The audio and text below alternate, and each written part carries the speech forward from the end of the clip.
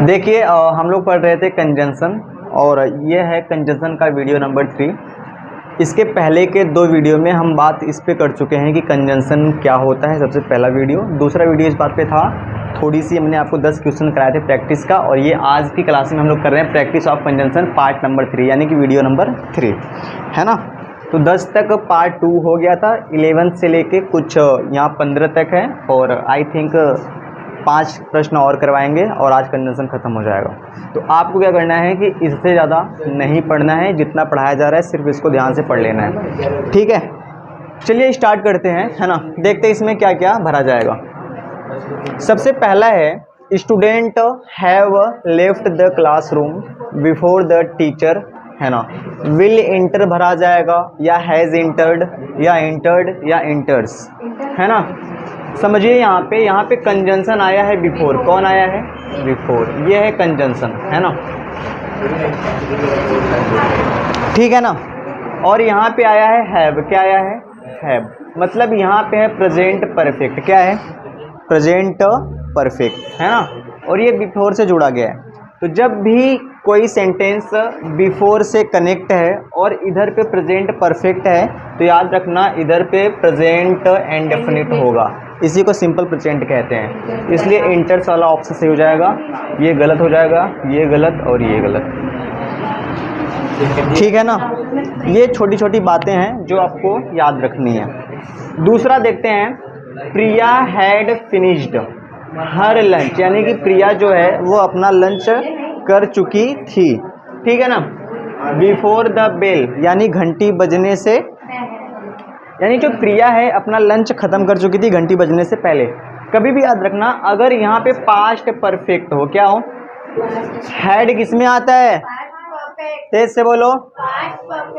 अगर past perfect में इधर हैड, इधर क्या होएगा? पास्ट इंडेफिनिट, है ना। और पास्ट इंडेफिनिट में सेकेंड फॉर्म आता है। ये गलत हो जाएगा, ये गलत और ये गलत,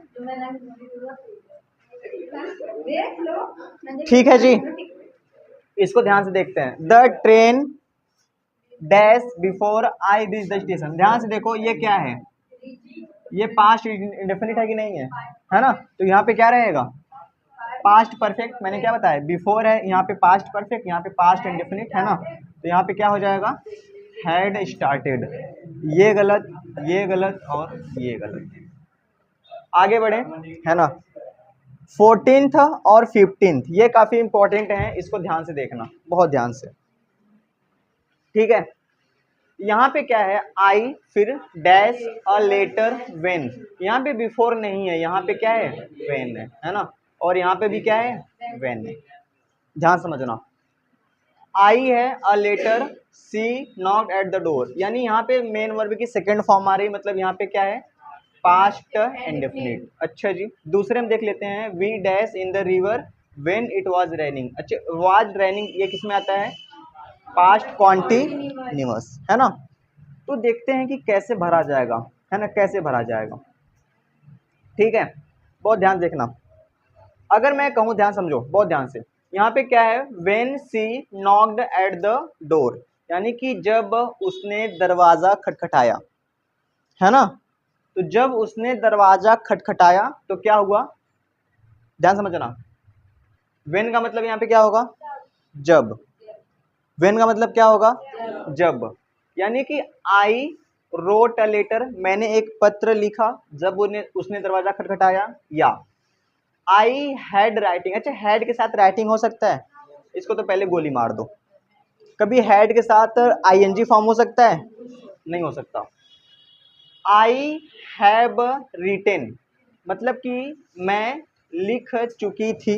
मुझे लग रहा है ये एक लड़का या लड़की होगा, है ना। या मैं लिख चुका था या लिख चुकी थी, सही बात है। अच्छा, यहाँ पे हैव आया है। क्या है? हैव। इसका मतलब ये प्रेजेंट परफेक्ट है। तो यहाँ पे क्या है कि मैं लिख चुका हूँ या लिख चुका, मतलब ऐसे रहेगा कि मैं लिख चुका हूँ। When she knocked at the door, यानी जब उसने दरवाजा खटखटाया। ये कुछ सही नहीं लग रहा, इसको देखते हैं।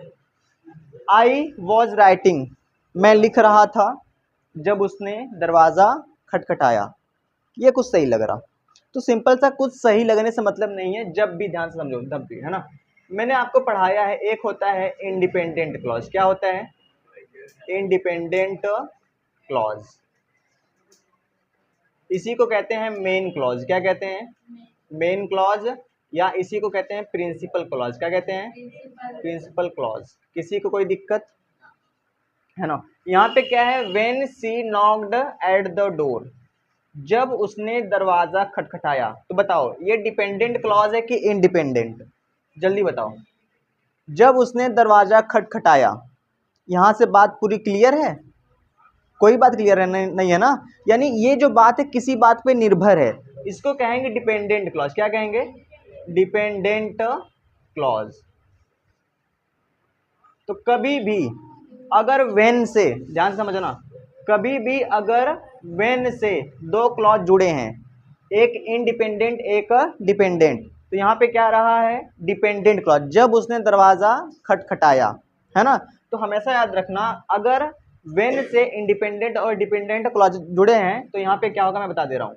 यहाँ पे होगा पास्ट कॉन्टिन्यूअस और यहाँ पे होगा पास्ट इंडेफिनिट। तो यानी कि जब उसने दरवाजा खटखटाया तब मैं क्या कर रहा था? मैं यहाँ पे ये वाला हो जाएगा, वॉज राइटिंग, यानी कि मैं एक क्या कर रहा था? एक पत्र लिख रहा था। यानी कि डी ऑप्शन बिल्कुल सही हो जाएगा। बात क्लियर है ना? पक्का? इतना पहले रुको।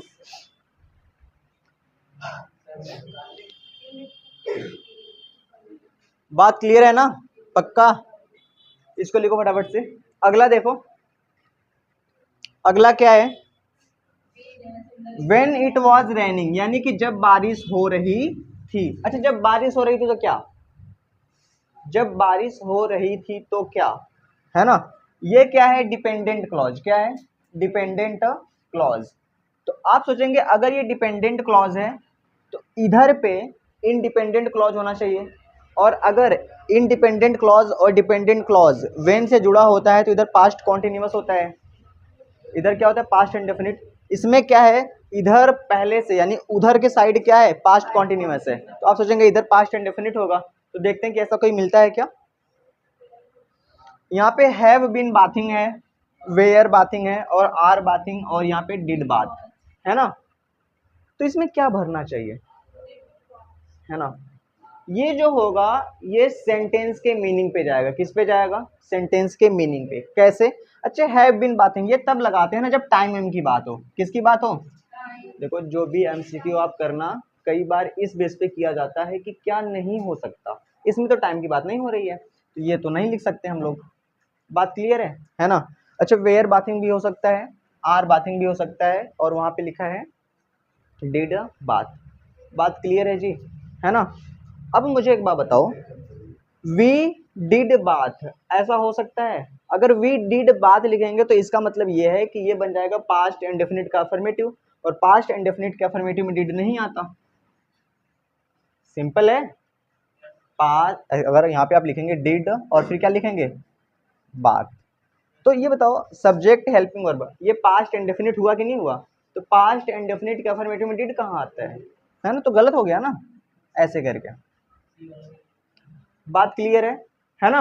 अच्छा, यहाँ पे वॉज लगा है। क्या लगा है? वॉज। वॉज का मतलब है बीता हुआ। क्या है ना? तो बीता, अब सुनो, यहाँ पे बीता हुआ बात करा गया है तो यहाँ पे भी बीता हुआ बात ही होगा, यानी ये वाला गलत हो जाएगा, ये सही हो जाएगा। वी वेयर बाथिंग, यानी हम नहा रहे थे जब बारिश हो रही थी, यानी कि हम नदी में नहा रहे थे जब बारिश हो रही थी। सही बात है ना? तो हम नहा रहे थे नदी में जब बारिश हो रही थी, इसलिए यहाँ पे वेयर बाथिंग बिल्कुल सही हो जाएगा। बात करते हैं क्वेश्चन नंबर 16 से लेकर 20 तक। यहाँ पे क्या लिखा गया है? कह रहा है वेन। वेन का मतलब क्या होता है? जब। आई रीच्ड, यानी कि जब मैं पहुंचा हिज होम। हाँ, जब मैं पहुंचा कहाँ पे? उसके घर। जब मैं उसके घर पहुंचा, ही यानी वह क्या कर रहा था? हैज स्लेप्ट, वह सो चुका है। हैड स्लेप्ट सो चुका था। वॉज स्लीपिंग सो रहा था। स्लेप्ट या सोया। तो जब मैं उसके घर पहुंचा तो वह सो चुका है। कभी भी याद रखना, ये है पास्ट एंड डेफिनिट। क्या है बच्चा?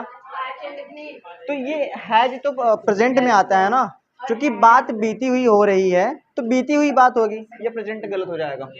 अब हैड स्लेप्ट होगा या वॉज स्लीपिंग होगा या स्लेप्ट, ये तीनों इंडेफिनिट, सॉरी ये तीनों पास्ट के हैं, तो कौन सा सही होगा?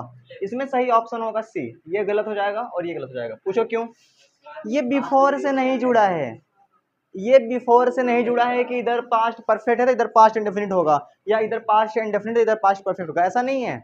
ये कह रहा है कि जब मैं उसके घर पहुंचा तो इसका हिंदी होगा कि वह सो रहा था, ही वॉज स्लीपिंग, है ना। तो जब मैं उसके घर पहुंचा तो वह सो रहा था। चलिए अगला करते हैं, he dash television when I came in, है ना, यानी कि जब मैं आया, ठीक है, ही वॉज टेलीविजन, यानी कि वह, यानी टीवी देखा या टीवी देख रहा था या टीवी देख चुका था। अब ये हैज बीन वाला तो पक्का नहीं रहेगा क्योंकि बात बीती हुई है, यहाँ पे पास्ट इंडेफिनिट है ना। यानी कि ही वॉज वॉचिंग टेलीविजन, वह टेलीविजन यानी वह टीवी देख रहा था जब मैं आया, तो ये वाला भी क्या हो जाएगा? बी वाला सही हो जाएगा, बाकी के गलत हो जाएंगे। ध्यान से देखो ना इस चीज को, बहुत ध्यान से, है ना, ये सबसे इंपॉर्टेंट है, इसको लिख लेना, वेरी इंपॉर्टेंट यानी मोस्ट इंपॉर्टेंट। हाँ, the train will have left the station, यानी जो ट्रेन है वह स्टेशन से जा चुकी होगी, बिफोर ही, ध्यान समझना, उसके पहुंचने से पहले। अब कभी भी याद रखना, अगर यहाँ पे कभी भी, है ना, फ्यूचर है, क्या है बच्चा?